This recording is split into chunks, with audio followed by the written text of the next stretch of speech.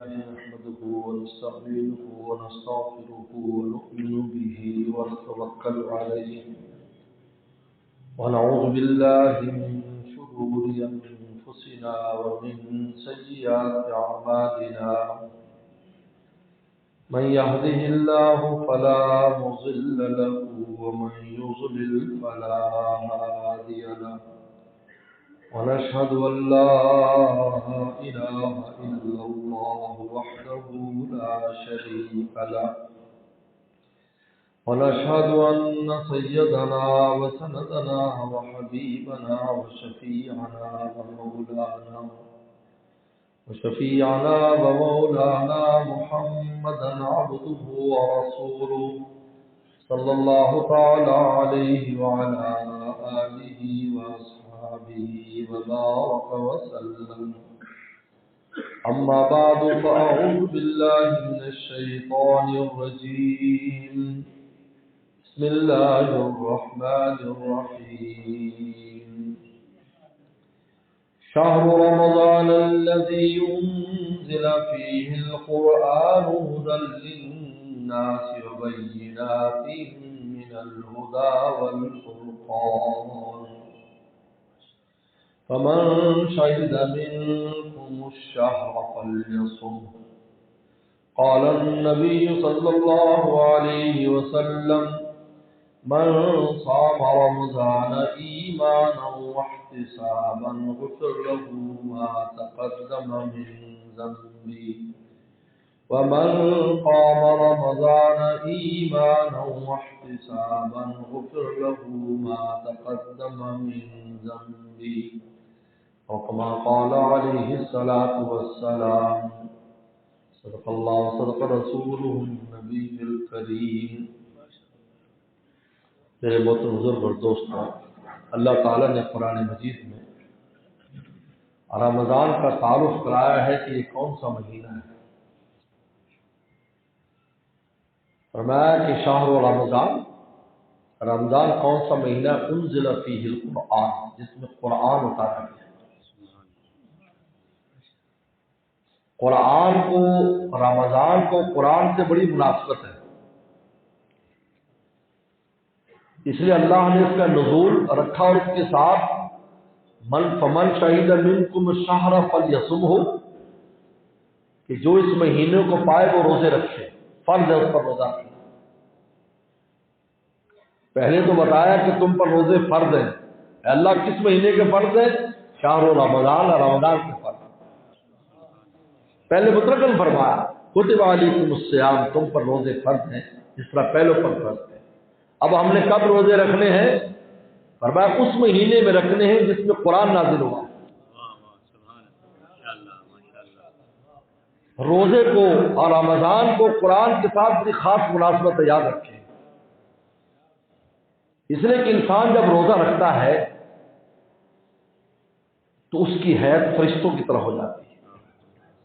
وہ بمنزل فرشتہ ہو جاتا ہے، کیونکہ کھاتا نہیں، پیتا نہیں، شہوت کی تمام چیزوں کو چھوڑ دیتا ہے صبح سے شام تک. شیاطین ویسے بند ہے اور یہ خود فرشتوں کی طرح ہو گیا. جب فرشتوں کی طرح ہو گیا، اب یہ اس قابل ہو چکا ہے کہ قرآن مجید کے انوارات کو جذب کر سکے. کیونکہ قرآن مجید کے جو انوارات ہیں یہ اتنے آسانی سے جذب ہونے والے نہیں ہیں.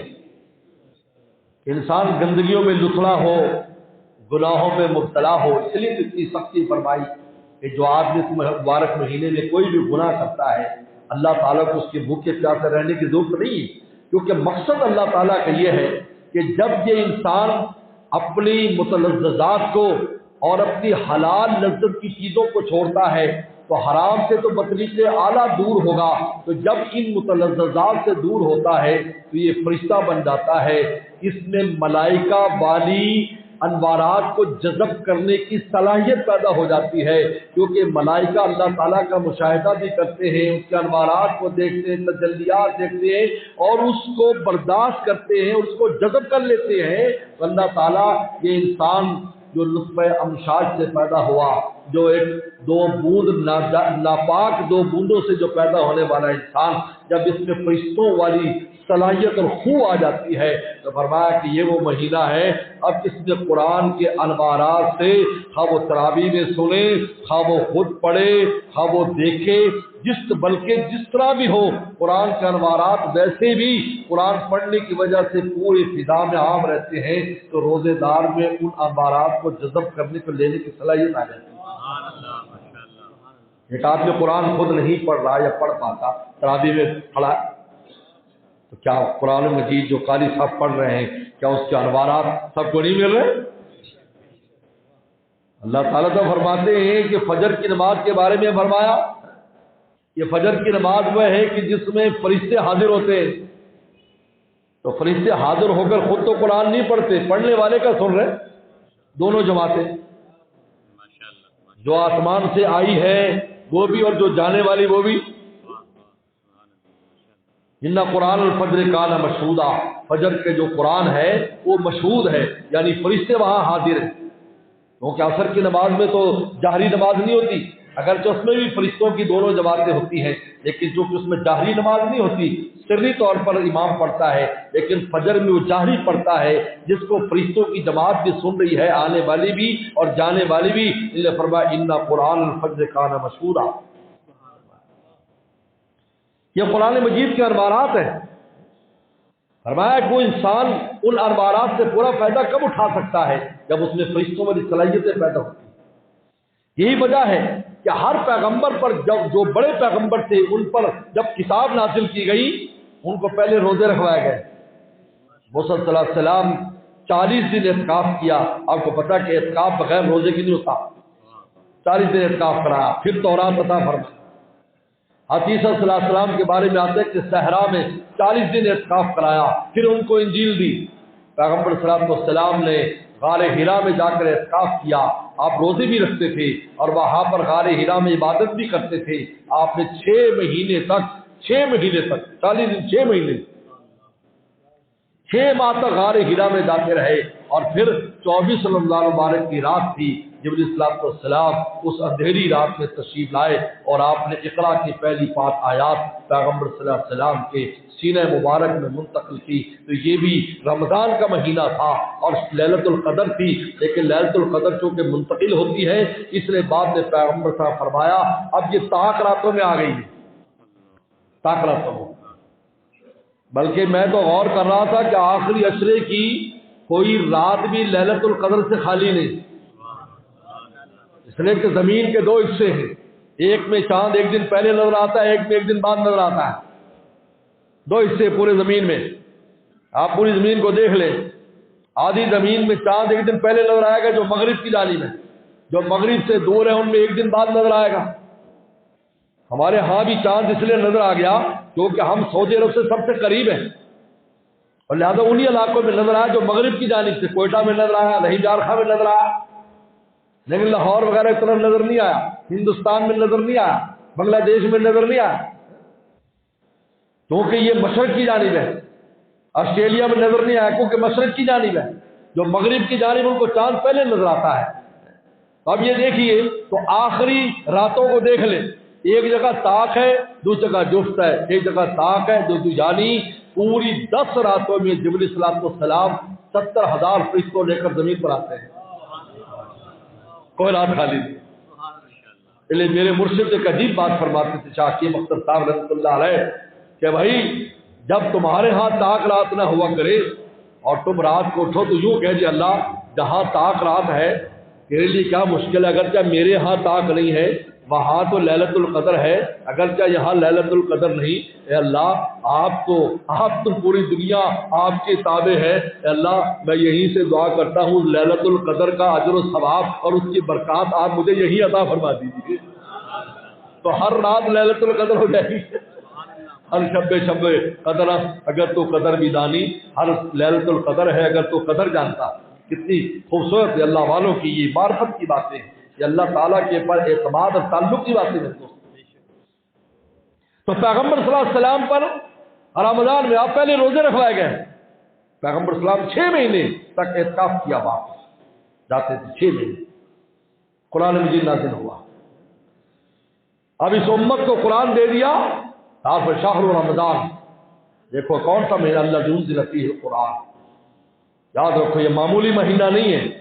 ہم نے قرآن کے انتخاب کے لیے رمضان کا انتخاب کیا ہے. اس لیے مجدد الافسانی رحمۃ اللہ علیہ ایک عجیب بات فرماتے ہیں. یہ 2 باتیں بڑی عجیب ہیں. فرماتے کہ رمضان میں دن کی برکات اور انوارات الگ ہوتی ہے اور رات کی برکات اور انوارات الگ ہوتے ہیں. دونوں الگ الگ.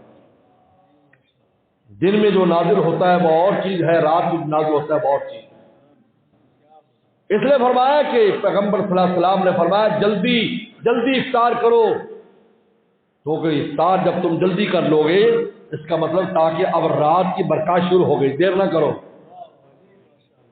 دروازہ کھلتے ہی افطار کر لو کیونکہ یہ برکات شروع ہو گئی رات کی. اور دیر تک سحری کرتے رہو کیونکہ سحری کرنا, آخر تک سحری کرنا, اب دن کی برکات شروع ہونے والی ہے, رات کا دروازہ بند ہونے والا ہے.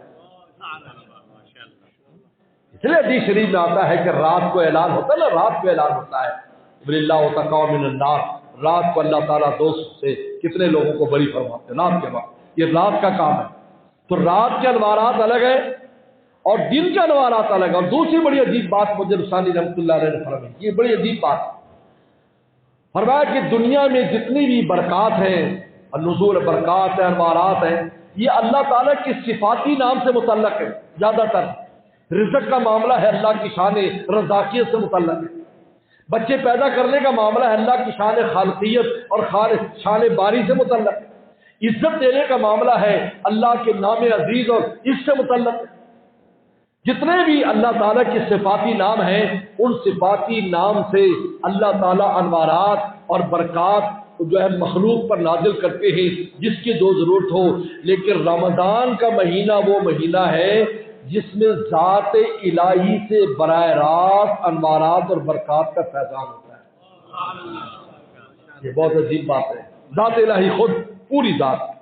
آپ بتائیں جب ذات الہی پوری کی سے انوارات ہوں گے تو اس میں سارا کچھ آ جائے گا کیونکہ ذات کے ساتھ ہی ساری صفات ہیں.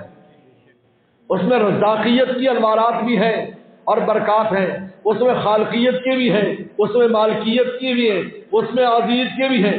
جتنے بھی اللہ تعالیٰ کے صفاتی نام ہیں کیونکہ ذات میں ساری صفاتی نام ہے تو جب ذات سے برکتیں ایمان والوں پر نازل ہوتی ہے تو اس کے اندر ساری صفاتی ناموں کی برکات بھی شامل ہے اور جو ذات کی اپنی برکات ہے وہ پتہ نہیں کتنی ہے اور کیسی ہے اللہ تعالیٰ ہے. یہ عجیب بات فرمائی اور اس کی وجہ بیان فرمائی کہ وجہ یہ ہے کہ شہر رمضان الذی انزل فیہ القرآن کہ قرآن مجید جو ہے یہ اللہ تعالیٰ کی وہ کتاب ہے جو اللہ کی ذات سے نکلی ہے. کتاب ہے جو ذات سے نکلی ہے.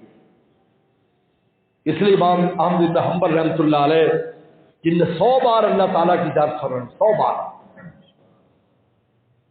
آخری بار جب زیارت کی تو پوچھا اللہ آپ کے قریب ہونے کا سب سے مختصر راستہ کیا ہے؟ فرمایا کہ وہ کتاب جو میری ذات میں سے نکلی ہے اس کی تلاوت کی پابندی کرو. پھر پوچھا اگلا سوال, امام بن حنبل کا قول ہے اور یہ میں ان ناسمجھوں کو کہنا چاہتا ہوں جو آج میڈیا پر یہ بات اڑاتے ہیں کہ خالی قرآن پڑھنا بغیر سمجھ کے یہ طوطے کی طرح رٹنا ہے, نعوذ باللہ من ذالک, قرآن مجید کی توہین کرتے ہو. تو قرآن مجید کی توہین کرتے ہو. دنیا میں کتنی چیزیں تم استعمال کرتے ہو, تم کو اس کی حقیقت پر تم گولی کھاتے ہو, تمہیں پتہ اس میں کیا اجزاء ہے؟ پھر آپ کو خوب فائدہ دے دیتی ہے. تو فائدہ دے دیتی ہے. آپ گھر میں رہتی سالن کھاتے, کبھی آپ نے پوچھا اس میں کیا کیا ڈالا تھا؟ آپ کو مزہ آ رہا, آپ کھا رہے ہیں, آپ کو فائدہ دیتے. اللہ نے فرمایا کہ یہ میرا قرآن ہے, یہ میری کتاب ہے, اس کے الفاظ کے اپنے انوارات ہیں, معنی کے اپنے انوارات ہیں, عمل کے اپنے انوارات ہیں. یہ عام مخلوق کا کلام تھوڑی ہے کہ جس کے اندر مقصود اس کا معنی ہوتا ہے. یہ میرا کلام ہے, اس کے تو پڑھنے کے بھی طریقے ہیں. تم اپنی مرضی سے پڑھ نہیں سکتے اس لفظ کو. جب پڑھ نہیں سکتے تو کیا خیال ہے اگر پڑھنے پر کچھ نہ ملتا تو پڑھنے میں قوانین کا پابند کیوں کیا جاتا؟ کہ اس لفظ کو ایسے پڑھنا ہے تو الف لام میم پڑھو.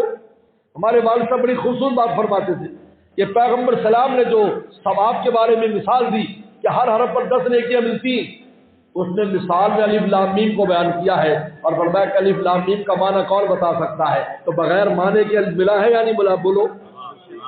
بغیر معنی کے مل رہا ہے. الف لام میم کا تو کوئی معنی نہیں بتا سکتا.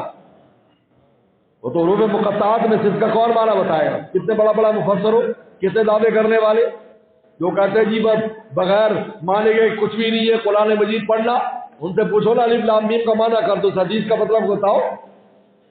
تو جب الف لام میم پر 30 نیکیاں مل رہے ہیں جس کا معنی کوئی نہیں جانتا،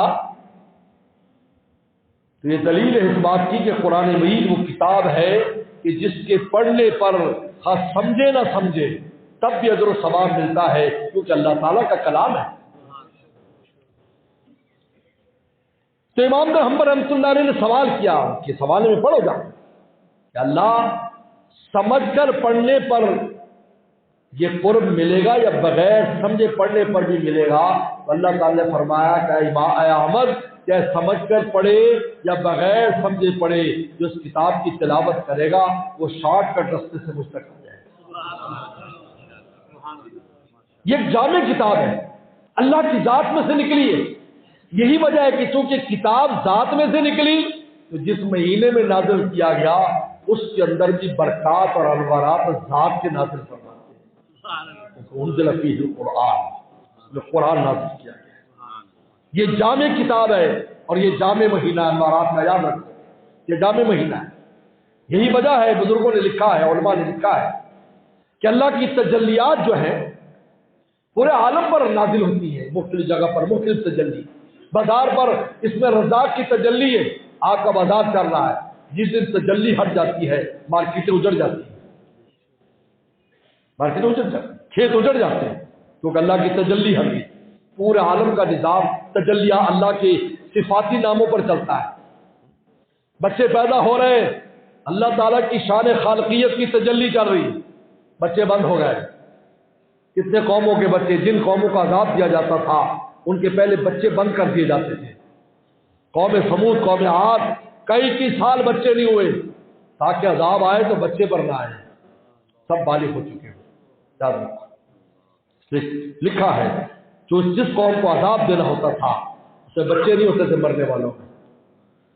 عورتیں ہوتی تھی، مرد تو عورت بھی مکلف ہے، مرد بھی مکلف ہے. اللہ خالقیت کی تجلی ہٹا لیتے تھے، باوجود کوشش کی بھی بچے نہیں ہوتے. لیکن خانہ کعبہ ایک ایسا مکان ہے کہ جہاں اللہ کی ذات کی تجلی ہوتی ہے. یہ عجیب بات، ذات کی تجلی. حضرت قاری طیب صاحب رحمۃ اللہ علیہ نے بڑی خوبصورت بات کی، کہا کہ یہ جو ہم چکر لگاتے ہیں خانہ کعبہ گرد گرد، کہا کہ اگر مکان نہ بھی ہوتا تب بھی ہم چکر لگاتے کیونکہ اللہ کی ذات کی تجلی موجود ہے. دراصل اس تجلی کے چکر لگا رہے ہیں. ہم ارد گرد گھوم رہے ہیں تو اللہ تعالیٰ کی ذات کی تجلی اور اس کے انوارات ذات کا جو عکس ہے اس کے ارد گرد ہم گھوم رہے ہیں. باعزید بستامی رحمۃ اللہ علیہ جب پہلی بار آئے، اللہ گھر تو دیکھا، گھر والا نہیں دیکھا. جب دوبارہ حج پر آئے تو اللہ کے انوارات اور تجلیات کو دیکھا، کہا کہ ہاں اس دفعہ گھر والے سے بھی ملاقات ہو گئی. ہر آدمی کا اپنا لیول ہے، اپنا حوصلہ ہے، اس کے مطابق وہاں جا کر وہ محسوسات کرتا ہے. جس کا جو لیول ہو، چڑیا ہو تو اس کو 1 قطرہ پانی کافی ہے، ہاتھی ہو تو 2 من پانی پی جائے گا، اونٹ ہے تو 7 دن کا پانی پی جائے گا. ہر ایک کی اپنی جو ہے ہمت پر ہے کہ ہر آدمی اپنی ہمت کے مطابق وہاں سے انوارات لیتا ہے.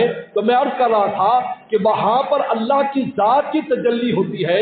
تو چونکہ قرآن مجید اللہ کی ذات میں سے نکلا ہے اور اس مبارک مہینے میں نازل ہوا ہے، اور پھر جس رات میں نازل ہوا جس کو لیلۃ القدر کہتے ہیں، وہ رات تمام راتوں سے افضل قرار دے دی گئی. اس رات ایک لمحے میں نازل ہوا ہے تو پورے مہینے کا یہ حال ہے تو اس رات کا کیا حال ہوگا؟ خیر من الف شہر. فرمایا کہ 1000 مہینوں کی عبادت سے بھی زیادہ کا اجر و ثواب ہے. بلکہ بعض محدثین نے تو بڑی عجیب بات لکھی ہے کہ لفظ خیر زیادہ، کہا کہ کتنا زیادہ؟ کہا یہ اللہ کا زیادہ ہے، جس طرح اللہ ہے بڑے ہیں ان کا زیادہ بھی بہت بڑا ہے. یہ عجیب بات لکھی. بعض محدثین بھی عجیب بات کرتے ہیں، کہا یہاں محدود نہیں، خیر کا آپ پہ زیادہ، اب کتنا زیادہ؟ 1%، 2%، 3%، جیسی ان کی ذات ہے ویسا ان کا زیادہ ہے۔ جو آپ کا زیادہ ہمارے لیول پر ہوگا، بادشاہ کا زیادہ بادشاہ کے لیول پر ہوگا، اللہ کا زیادہ اللہ کے لیول پر ہے۔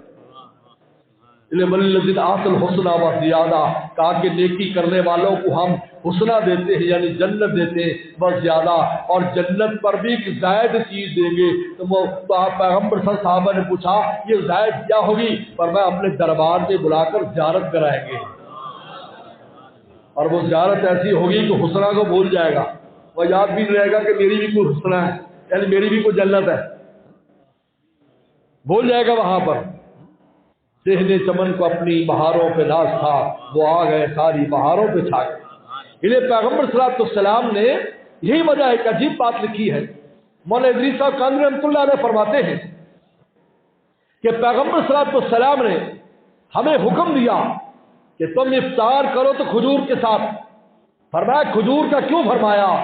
اس لیے کہ فرمایا کہ تمام پھلوں میں یہ وہ پھل ہے کھجور کا پھل، اور کھجور کا درخت جس کو قرآن مجید میں ایمان کے ساتھ تشبیہ دی گئی ہے، مثل کلمۃ طیبہ کا شجرۃ طیبہ اصلها ثابت فرعها فی السماء، یہ کھجور کا درخت ہے کہ جس کی اصل زمین میں ہوتی ہے اور اس کی شاخیں آسمان میں ہوتی ہے، اور اس پر کھجور لگتی ہے۔ فرمایا اس کو ایمان سے تشبیہ دی ہے، اور کھجور کا درخت وہ ہے جس کو پیغمبر اسلام نے مومن کے ساتھ تشبیہ دی ہے، اور کھجور کا پھل وہ ہے کہ جو تمام غذائیوں کا جامع پھل ہے۔ اس لیے پیغمبر اسلام نے اس جامع مہینے میں جس میں جامع کتاب ہوتی ہے، اس جامع عبادت کے کھولنے کے لیے جامع غذا کو تجویز فرمایا، جو ایمان سے بھی مشابہت رکھتی ہے اور مومن سے بھی مشابہت رکھتی ہے۔ فرمایا کہ اذا افطر احدکم فلیفطر علی تمر فانھا برکہ، فرمایا جب تم میں کوئی افطار کرے فرمایا کھجور پر کرے، کیونکہ یہ برکت ہے۔ بلکہ سحری میں بھی کھجور کھانے کا ذکر آتا ہے، سحری میں بھی ذکر ہے برکت السحور فی الثمر، فرمایا کہ سحری کی یہ برکت بھی کھجور میں، لازم بھی ایک آدھی انسان کو کھجور، یہ کھجور کو بڑا خاص بہت خاص قسم کی چیز ہے کھجور۔ محدثین نے لکھا ہے کہ آدم صلی اللہ علیہ وسلم کا جب پتلا بنایا گیا یہ مقام نعمان پر، یہ عرفات کے ساتھ ایک جگہ ہے وادی نعمان، وہاں پر یہاں سے جب زندہ ہو گئے روح ڈال دی تو پھر جنت میں لے گئے آسمانوں۔ تو آپ کو پتا ہے کہ جب بھی کوئی چیز بنائی جاتی ہے تو اس کے اوپر سے سیمٹ یا گارا بچتا ہے، جو اس کو چلائی میں اور صفائی میں سارے کا سارا استعمال نہیں ہوتا، تو ادھر سے کاٹ دو اس سے کاٹ دیا۔ فرمایا کہ وہ جو مٹی بچ گئی تھی آدم صلی اللہ علیہ وسلم میں سے، اس میں سے کھجور پیدا کی گئی۔ کیا یہ انسانوں کی پھوپھی ہے؟ محدثین نے لکھا ہے شروحات بخاری میں دیکھیں، انسانوں کی آدم السلام کے بچے ہوئے گارے میں سے اس کو بنایا گیا ہے، اس لیے اس کی خاص اہمیت ہے اور خاص اس کی فضیلت ہے۔ اس لیے قرآن مجید نے کھجور سے کلمہ طیبہ کی مثال دی ہے کہ کلمہ طیبہ جو ہے اس کی جڑ مومن کے قلب میں ہوتی ہے اور اس کی شاخیں عرش پر ہوا کرتی ہے، اور پھر اس کے اوپر ایمان پر جب پھل لگتا ہے فرمایا حلاوت الایمان، تو اس پر میٹھا میٹھا پھل آتا ہے۔ تو کھجور سے پیغمبر السلام نے جو کلمہ طیبہ کی مثال قرآن نے دی ہے کہ کھجور بھی زمین میں جو ہے وہ اس کا جڑ ہوتی ہے، اور آسمانوں کے اندر اس کا جو ہے وہ شاخیں ہوتی ہے جہاں پر پھل آتا ہے، کیونکہ جتنا زمین سے اونچا پھل لائے گا اتنے اس وہ طیب ہوتا ہے، پاکیزہ ہوتا ہے، کیونکہ علائش اور گندگی دھوپ اور یہ جو دھول وغیرہ اس کو نہیں لگتی کیونکہ اونچائی پر ہوتا ہے۔ فرمایا کہ کلمۃ طیبہ شجرۃ طیبہ، فرمایا کہ کلمہ طیبہ کی مثال فرمایا ایمان کی مثال کھجور کی طرح ہے۔ میرے محترم بزرگ اور دوستو، تو یہ وہ مہینہ ہے میرے دوستو کہ جس میں ہم اس قرآن مجید کے انوارات کو لے سکتے ہیں، ہم میں صلاحیت پیدا ہو جاتی ہے۔ لہذا یہ تلاوت قرآن کا مہینہ ہے، اس کا سب سے بڑا وظیفہ تلاوت ہے۔ تھوڑا وقت ہو یا زیادہ وقت ہو قرآن کی تلاوت کریں۔ آج کل تو مشکل ہی نہیں ہے، موبائل میں قرآن مجید موجود ہے، اور موبائل میں چیزیں ہیں تو قرآن کیوں نہیں پڑھ سکتے؟ بلکہ علماء نے تو یہاں تک اجازت دے دی کہ افضل تو یہ ہے کہ وضو کر کے موبائل سے قرآن پڑھے، لیکن اگر کوئی مسئلہ ہے تو بغیر اس کے بھی پڑھ سکتا ہے، بس نفس آیت پر انگلی نہ رکھے، بلکہ نیچے جو خالی جگہ ہو وہاں سے ورق کو پلٹنے کا کوئی انتظام کر لے یا کسی چیز کے لیے انتظام کر لے، لیکن رات دن اس کی تلاوت کریں، کیونکہ قرآن مجید کے جو انوارات 11 مہینے میں ہم تلاوت کرتے ہیں، لیکن ہمارے روح میں کمزوری ہوتی ہے، کیونکہ ہم کھانے پینے اور دوسرے متلذات میں مشغول ہوتے ہیں، فرشتوں سے ہماری مشابہت نہیں ہوتی، تو انوارات تو ملتے ہیں لیکن ہم اتنا جذب نہیں کر پاتے۔ یعنی اس کی مثال یوں سمجھ لیں آپ کہ دنیا میں بھی ہم کھاتے پیتے ہیں اور جنت میں بھی کھائیں پیئیں گے، لیکن دنیا میں کھاتے پیتے ہیں تو کتنا بول و براز بن جاتا ہے، لیکن جنت میں بول و براز نہیں بنے گا، بلکہ پورے کا پورا کھانا جسم کا حصہ بن جائے گا، تو بول و براز نہیں ہوگا۔ وہاں کے محلات میں واش روم نہیں ہوں گے، عجیب ہے، آج تو کمرے میں واش روم آ گئے، لوگ کہتے ہیں حضرت جنات کی بڑی شکایت ہے۔ بھائی حدیث شریف میں آتا ہے کہ شیاطین اور جنات نے پوچھا وہ رہیں گے کہاں؟ اللہ تعالیٰ سے پوچھا ہم کہاں رہیں گے؟ ان کا تمام گندی جگہوں پر۔ فرمایا ان حاضر خصوص محتضرہ، حدیث میں آتا ہے کہ یہ جو بیت الخلاء ہے اس کے اندر جنات ہوتے ہیں، صاحب ابو داؤد شریف کی حدیث ہے، لہذا تم دعا پڑھ کے جایا کرو۔ حدیث میں آتا ہے جب دعا پڑھے بغیر تو بیت الخلاء میں جاتا ہے، بھائی اگر پوری دعا نہیں تو بسم اللہ الرحمن الرحیم تو آتی ہے، بہت تفصیل لکھا ہے، اگر بسم اللہ پڑھ کر بیت الخلاء میں داخل ہوتا ہے تو یہ فضیلت حاصل ہو جاتی ہے، اس کی اور جنات اور شیاطین کے درمیان پردہ حائل کر دیا جاتا ہے، وہ انسان کی شرمگاہ کو نہیں دیکھتا، اور اگر نہیں دعا پڑھتا تو اس کی شرمگاہ پر وہ پھونک مارتے ہیں، منتر پڑھتے ہیں، یعنی اس بات پر منتر پڑھتے ہیں کہ یہ آدمی بدکاری کرے، زنا کرے اور گندے کام کرے۔ اس لیے ہمارے شیخ فرماتے ہیں اگر ہم اپنے بچوں کو اس بات کی عادت ڈال دیں بچپن سے کہ بیت الخلاء میں دعاؤں کا جانے کا اہتمام کریں، انشاءاللہ ان کے اخلاق خراب نہیں ہوں گے۔ سن لو، ان کا اخلاق خراب کرنے کا بڑا سبب ان شیاطین کا منتر ہے، ان شیاطین کا وہ کام ہے جس کی وجہ سے ان کی شرمگاہیں غلط استعمال ہوتی ہیں، اور جب یہ دعا پڑھ کر جائے گا تو آپ بتاؤ جب کمرے میں بیت الخلاء ہوگا تو کیا ہوگا؟ تو یہی ہوگا، پھر شیاطین جنات کمرے میں پھریں گے، دروازہ کھولو گے کمرے میں، آپ تجربہ کر لو، ابھی آیت الکرسی پڑھ کے بند کرو گے تو ٹھک ٹھک ہوتی رہے گی، کیونکہ ان کو باہر نکلنا ہے، ان کو بھی وہ راستہ یوز کرنا ہے جس راستے سے آپ آتے جاتے۔ تو میرے محترم بزرگ اور دوستو، تو یہ وہ مہینہ ہے جس میں ہماری روح پورے قرآن کے انوارات کو اپنے اندر لے سکتی ہے، زیادہ تلاوت قرآن سے غفلت نہ کریں، کیونکہ یہ مہینہ قرآن مجید کا مہینہ ہے۔ اب یہ ایک اعلان ہے، ایک تو اعلان ہے کہ انشاءاللہ عید الفطر انشاءاللہ 8 بجے ادا ہوگی، اور فطرانہ اس سال 250 روپے ہے، 250 روپے فی کا فطرانہ ہے۔ بہت سے دوست پوچھتے ہیں کہ آیا رمضان میں دے سکتے یا عید الفطر والے دن دینا ہے؟ بھئی ایسا نہیں ہے، آپ رمضان میں بھی دے سکتے ہیں، بالکل ممانعت نہیں ہے۔